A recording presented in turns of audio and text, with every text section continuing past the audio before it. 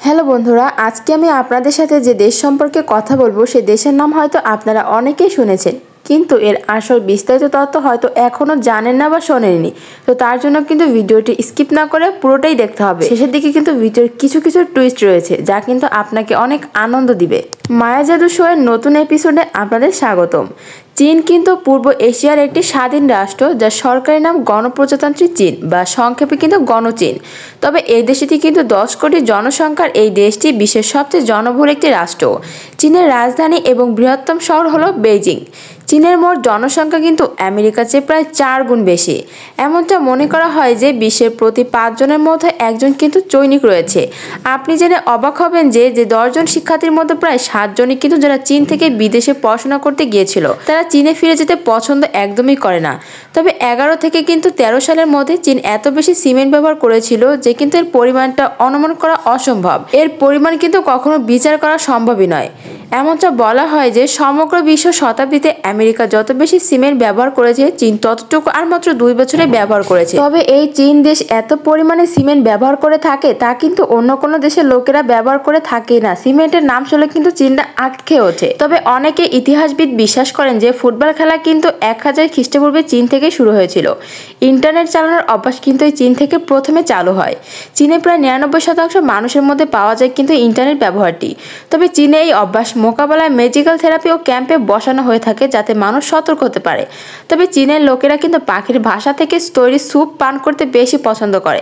আপনি জানলে হয়তো রীতিমতো অবাক হবেন যে চীনারা কিন্তু প্রায় 1 কেজি স্যুপ কিনতে প্রায় 1.5 লক্ষ টাকা পর্যন্ত ব্যয় করে থাকে। কি ওদের মতো কি আপনিও কিনতে চান এই স্পেশাল স্যুপটি? চীনে প্রায় 3 মিলিয়ন মানুষ 5 ফুট বাই 5 ফুটের ঘরে বাস করে থাকে, যাকে কিন্তু গুহাঘর বলা হয়। তবে বিশ্বের সর্বোচ্চ বায়ু দূষণের ফটোগ্রাফি চীনের শহর কিন্তু বেইজিং পড়ে। তবে এই শহরে একদিন থাকা মানে 21টি সিগারেট খাওয়ার সমান হয়ে থাকে। চীন দেশের অধিকাংশ লোকই কিন্তু অ্যালকোহল পান করে থাকে এবং তারা যেখানে সেখানে কিন্তু ধূমপান করে, কিন্তু সবার সামনেই করতে পারে। বিশ্বের সবচেয়ে বেশি সেলফোন ব্যবহার করা হয় কিন্তু এই চীনে। আপনি জেনে অবাক হবেন যে আমেরিকা যত লোকের মোবাইল ফোন আছে তার চেয়ে দ্বিগুণ বেশি মোবাইল ফোন আছে কিন্তু এই চীনে। তবে এই দেশটিতে কিন্তু অনেক কঠোর একটা নিয়ম আছে যা শুনলে কিন্তু আপনি অবাক হয়ে যাবেন। এই দেশটিতে কিন্তু ধনী ব্যক্তিরা নিজের পরিবর্তনে অনেককে কিন্তু জেলে পাঠাতে পারে। জি হ্যাঁ বন্ধুগণ, সেখানকার আইনে এমনটা বিধান করা হয়েছে যে আপনি যদি আর্থিকভাবে কিছুটা সচ্ছল হন তাহলে কিন্তু আপনি আপনার পরিবর্তনের জন্য কাউকে জেলে পাঠাতে পারবেন। এর জন্য আপনাকে ওই ব্যক্তিকে কিছু টাকা দিতে হবে। এছাড়াও আপনি যদি কোনো কারিগর হন তবে কিন্তু আপনি ওই বন্দী থাকা অবস্থাতে কোনো কারিগর কিন্তু দ্রব্য তৈরি করতে আপনার নিজস্ব সাজা কমাতে পারবেন। আপনি যদি দুটিও এয়ার বেলুন থেকে পৃথিবী দেখতে বের হন, চীনের ইয়াংসিং শহরটিতে সবচেয়ে বেশি সুন্দর দেখাবে। তবে অবাক করার মতো কথা হলো নুডলস এবং আইসক্রিম মতো খাবার সর্বপ্রথম চীনের লোকেরা কিন্তু আবিষ্কার করেছিল, যেটা আমাদের সব দেশে ছড়িয়ে ছিটিয়ে রয়েছে। তবে দেশটির আন্তর্জাতিক নাম হলো রিপাবলিক অফ চায়না। তবে দেশটি কিন্তু 1 জানুয়ারি 1966 সালে প্রতিষ্ঠিত হয়েছিল এবং এই প্রতিষ্ঠার সাথে সাথে চীনে কিং রাজবংশের শাসনের অবসান ঘটে। তবে বিশ্বের মোট শকুনের প্রায় 50% কিন্তু শকুন এই চীনেই দেখা যায়।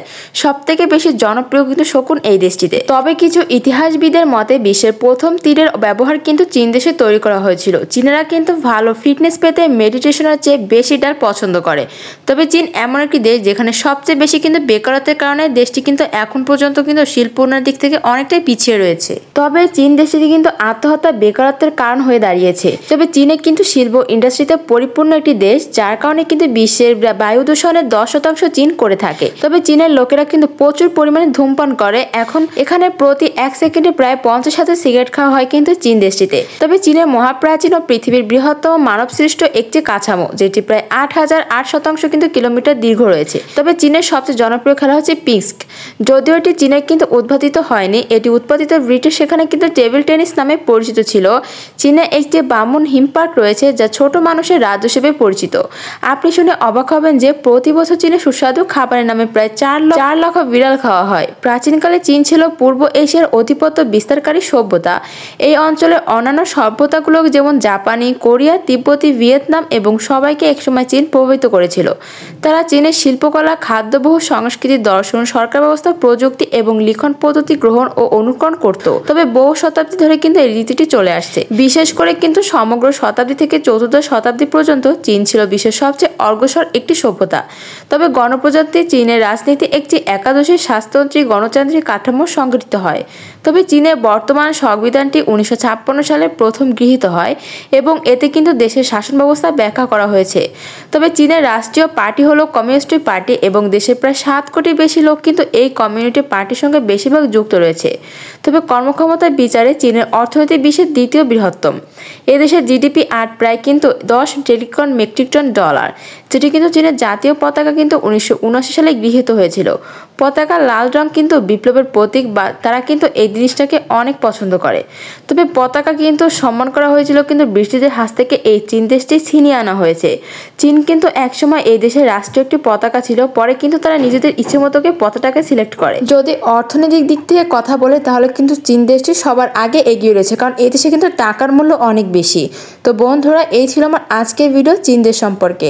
আপনাদের কাছে চীন দেশটি কেমন লাগলো অবশ্যই কিন্তু কমেন্ট করে জানাবেন। আর এরপর আপনারা কোন ভিডিও সম্পর্কে জানতে চান তা কিন্তু অবশ্যই কমেন্ট করে জানাবেন। তো সবাই ভালো থাকবেন, সুস্থ থাকবেন। দেখা হচ্ছে আপনাদের সাথে পরবর্তী ভিডিওতে। খোদা হাফেজ।